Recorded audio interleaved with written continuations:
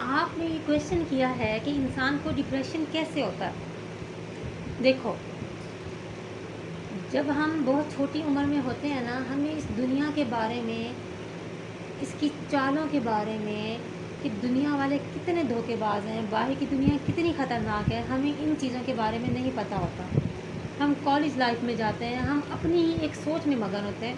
ہم university life میں جاتے ہیں، ہماری اپنی ایک سوچ ہوتی ہے. وہاں کا جو ماحول ہے وہ ہم پہ امپیکٹ ڈالتا ہے. بہت ساری چیزوں کو ہم دیکھ رہے ہوتے ہیں، اپنے کلاس فیلوز کو دیکھ رہے ہوتے ہیں، اور بہت ساری اس طرح کی ناپسندیدہ چیزیں ہوتی ہیں جو ہماری نظروں کے سامنے سے گزر رہی ہوتی ہیں. دن رات لائبریری میں پڑھائی کا جن کو بہت زیادہ شوق ہوتا ہے، دن رات لائبریری میں بیٹھ کے پڑھ رہے ہوتے ہیں. ایسی ایسی چیپ حرکتیں دیکھ رہے ہوتے ہیں، نظریں دیکھ رہی ہوتی ہیں، لیکن زبان چپ رہتی ہے، ہم بول نہیں سکتے. اگر ہم بولیں گے تو شاید ہم کسی کی کریکٹر کشی کریں گے، یا ہم کسی کے کردار پر باتیں کریں گے.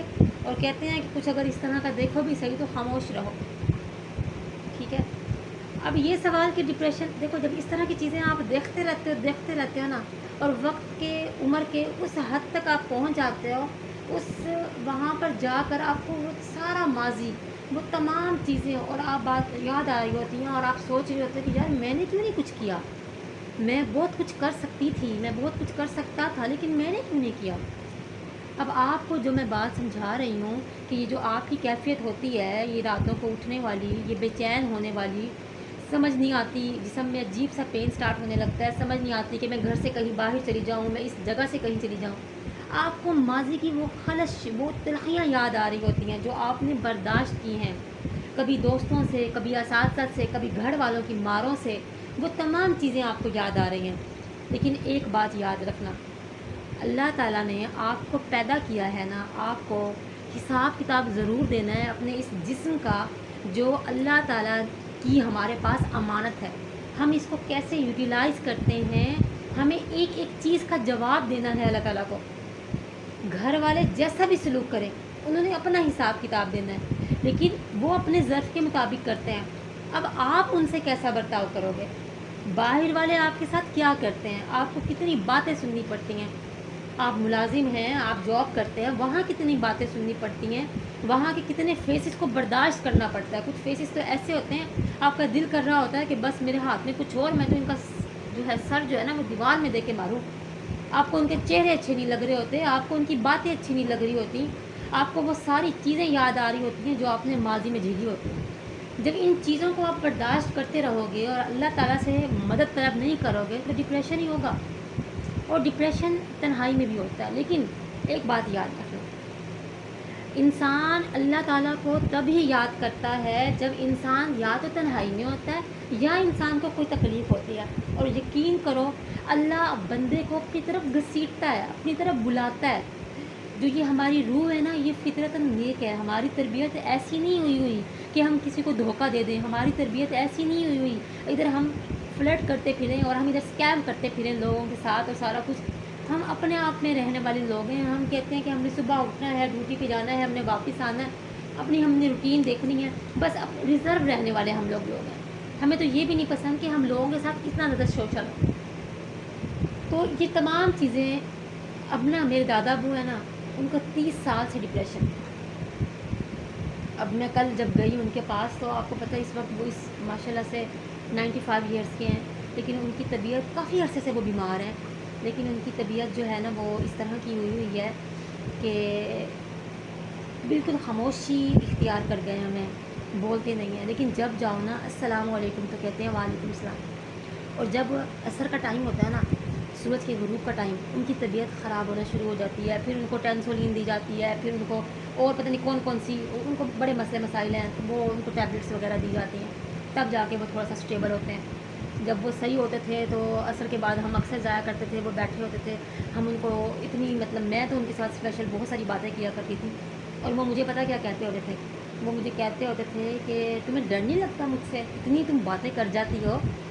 ٹھیک ہے. اور اتنا تو کوئی اور پورے خاندان میں سے، وہ چونکہ پولیس میں تھے تو پورے خاندان میں نا مجھ سے تو اتنی اور کوئی بات نہیں کر سکتا جتنی تم کر جاتی ہو. اور میں کہتی ہوتی تھی دادا وہ مجھے نہیں ڈر لگتا. تو جب میں اسکول کی باتیں بتاتی ہوتی تھی نا تو میں کہتی ہوتی تھی دادا ابو میں ادھر خیر پور کامے والی میں جاتی ہوں، وہ بوائز اسکول ہے.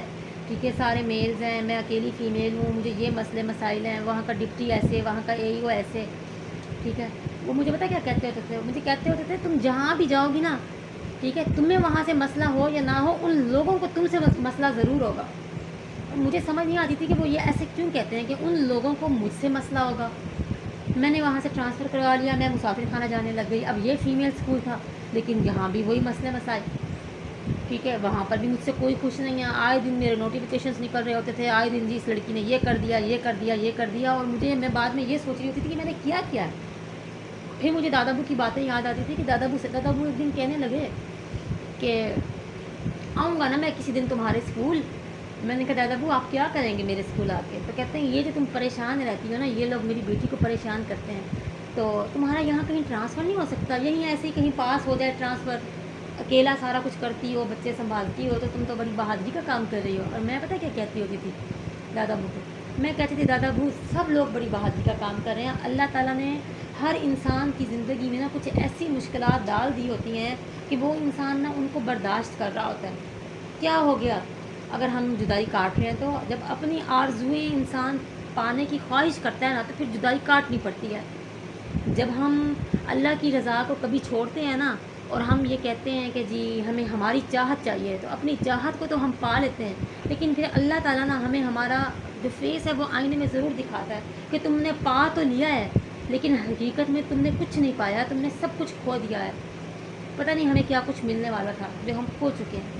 اس لیے ہمیں نا اللہ کی رضا میں راضی ہونا چاہیے. یہ چیزیں وقت سے پہلے سمجھ میں نہیں آتی، یہ بہت وقت کے بعد سمجھ میں آتی ہیں. اور اللہ تعالیٰ سے جڑ جائیں بس. ڈپریشن کا دنیا میں کوئی علاج نہیں ہے، کوئی دوائی ایسی نہیں ہے جس کو کھاؤ سکون مل جائے. صرف ایک سجدہ ہے.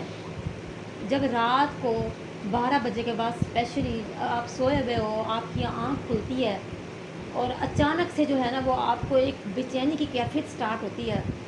ارد گرد دیکھتے ہو کچھ نظر نہیں آ رہا ہوتا، اور بس صرف رونے کو دل کر رہا ہوتا ہے. اور ان پلوں میں اگر آپ ایک وضو کر کے اور 2 رکعت نفل ادا کر لیتے ہو اور سجدے میں چلے جاتے ہو اور کہتے ہو اے اللہ بے شک تو قل هو اللہ احد اللہ الصمد ہے، میں بھی بہت اکیلا، میرا تو کوئی دوست بھی نہیں ہے. ایک ہی کو دوست بنایا تھا اور اس کے ساتھ بھی میرا جھگڑا چل رہا ہے، وہ بھی میرے ساتھ نہیں ہے. تو اے اللہ بس تو میرا ہے.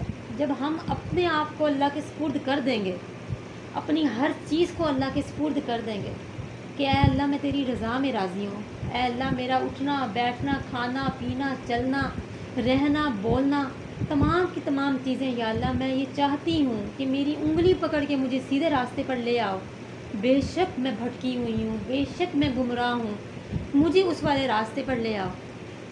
تو بیٹا جی آپ یقین کر لو، یہ جو میں باتیں آپ کو بتا رہی ہوں نا، یہ میں نے اپنی زندگی میں تجربہ کیا ہے. شاید بہت کم لڑکیاں کرتی ہوں، یا شاید بہت کم لڑکیاں اس طرح گھر جو ہے وہ کرایوں کے گھر تبدیل کرتی ہوں. 7 8 گھروں کے اندر جو میرا رہنے کا ایکسپیرینس ہے نا، اور جو چیزیں میں نے وہاں پر فیس کی ہیں اور میں نے اکیلے فیس کی ہیں، اور جو بیماریاں میں نے وہاں پر رہ کے فیس کی ہیں، ٹھیک ہے، اور جو یہ جو خلائی مخلوق جو ہمارے اوپر گھوم رہی ہوتی ہے، اس کو بھی میں نے فیس کیا وہاں پر رہ کر.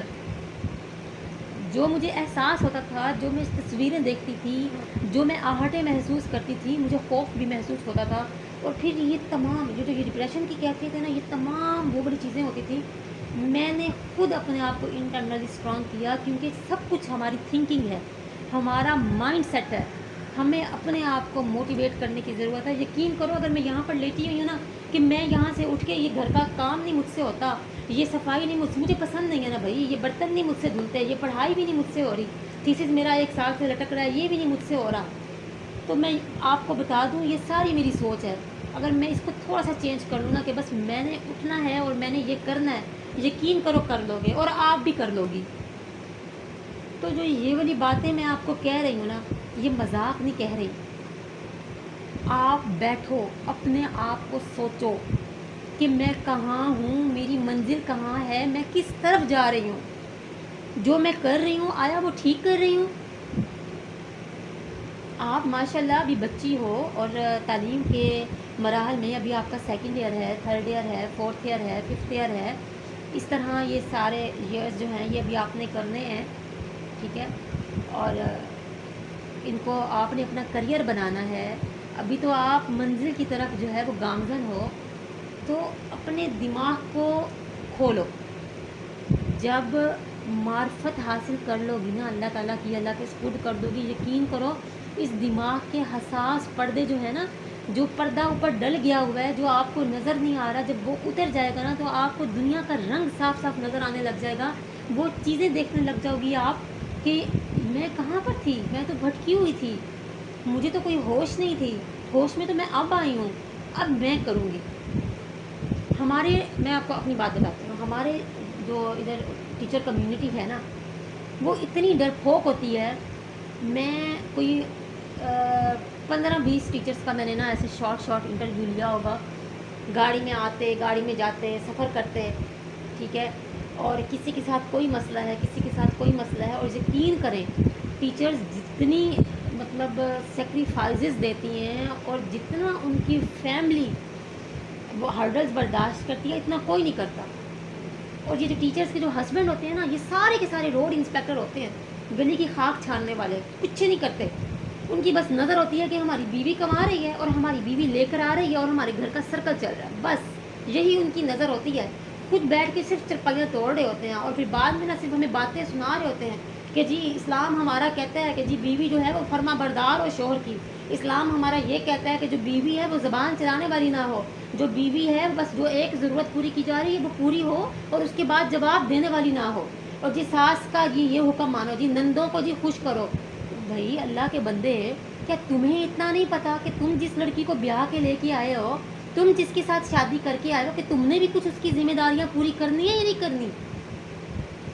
وہ جو لڑکی 25 سال 22 سال 30 سال جو پیچھے ایک گھر میں گزار کے آئی ہے پوری زندگی، وہ بھی تو چھوڑ کے آئی ہے نا تمہارے لیے.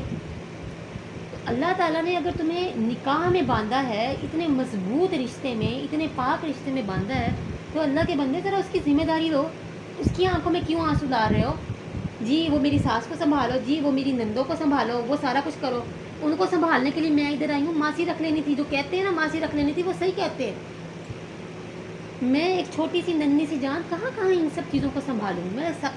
اگر دیکھو لڑکی کے لیے حکم ہے، اگر تم ان کا خیال کرو گی تو اس کا اجر تمہیں ملے گا، کیونکہ بڑے ہیں، بزرگ ہیں، رسپیکٹ، ٹھیک ہے. جیسے ہم اپنی نانی کی، اپنی دادی، اپنی دادا، ان سب کی کرتے ہیں، ویسے ہی وہ ہمارے بزرگ، وہ میں ایک سن رہی تھی، ہمارے بہت ہی نا موٹیویٹرز ہیں، میں اکثر ان کو سنتی رہتی ہوں. وہ ڈاکٹر صاحب بھی ہیں بھی ادھر بہاولپور کے ہی، ڈاکٹر جاوید اقبال صاحب. انہوں نے ایک دفعہ کہا کہ ان کا میں ایک وہ سن رہی تھی موٹیویٹ کرنے والا ہی، وہ ان کا کوئی ولاگ تھا کہ اگر ساس کچھ کہتی ہے تو برداشت کر لو، اگر نندے کچھ کہتی ہیں تو برداشت کر لو، اگر ہسبینڈ کچھ کہتا ہے تو برداشت. مجھے یہ لگا، میں نے کہا یار سارا کچھ برداشت یہ عورت ہی کر لے، آخر کیوں؟ کیا ہماری اپنی کوئی خواہشیں نہیں ہوتی؟ کیا ہماری اپنی کوئی آرزو نہیں ہوتی؟ کیا ہماری اپنی کوئی سوچ نہیں ہوتی؟ مرد اپنے گھر میں یہ کیوں نہیں کہتا کہ یار ہم ایک نیا بندہ باہر سے لائے ہیں، جب ہم کوئی نیا بندہ باہر سے لائے ہیں اس کو ایڈجسٹ ہوتے ٹائم لگے گا، اس کو سارے پیار دیں، اس کو سارے وہ ماحول دیں. تو جب وہ بیچارہ بندہ پہلے دن سے چیزیں برداشت کر رہا ہوتا ہے، آپ مرد ہو کر ابھی تک بھی، شادی کے بعد بھی آپ کو اپنی ضروریات کا نہیں پتہ. نظریں آپ اپنی بیوی کی اس کمائی پر رکھ کے بیٹھے ہوئے ہیں، ٹھیک ہے. آپ کو یہ پتہ ہے کہ میں نے اپنی بہنوں کو پڑھانا ہے، آپ کو یہ پتہ ہے کہ میں نے اپنی ماں کو سنبھالنا ہے، آپ کو یہ سارا کچھ پتہ ہے کہ میں نے اپنے رشتہ داروں کو نبھانا ہے، ٹھیک ہے. اور آپ کو یہ نہیں پتہ کہ میں نے اپنی اس بیوی کو بھی دیکھنا ہے جو میری ذمہ داری ہے اور جس کے بارے میں اللہ تعالیٰ مجھ سے سوال کرے گا. یہ مرد کا کام ہے کہ وہ مرد کا بچہ بنے، وہ بیوی کو بھی سنبھالے، وہ اپنے گھر والوں کو بھی سنبھالے، وہ اس کو اس کی جگہ دے، وہ اس کو اس کی جگہ.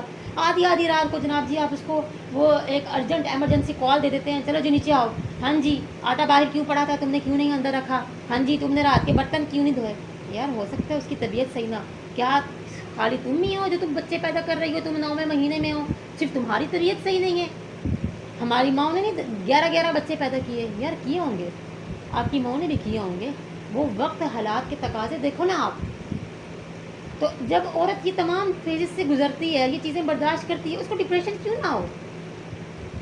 کیسے نہ ہو اس کو ڈپریشن ہی تو ہونا ہے. ایک ڈپریشن ہی تو اس کا اپنا ہے جس پہ اس کا پورا رائٹ ہے، اور ایک غصہ اس کا اپنا ہے. جو وہ کر سکتی ہے، اس کے علاوہ تو اس کو لگتا ہے کہ کچھ بھی میرا اپنا نہیں ہے. تو ہمیں صرف نالج کی کمی ہے، لیک آف نالج ہے، اور والدین کو بھی نہ کچھ انڈرسٹینڈ کرنے کی ضرورت ہے کہ خدا را اولاد سے نرمی سے پیش آئیں. وہ آپ کی اولاد ہے، وہ آپ کے جگر کا ٹکڑا ہے، اس کو آپ باہر سے نہیں لے کے آئے.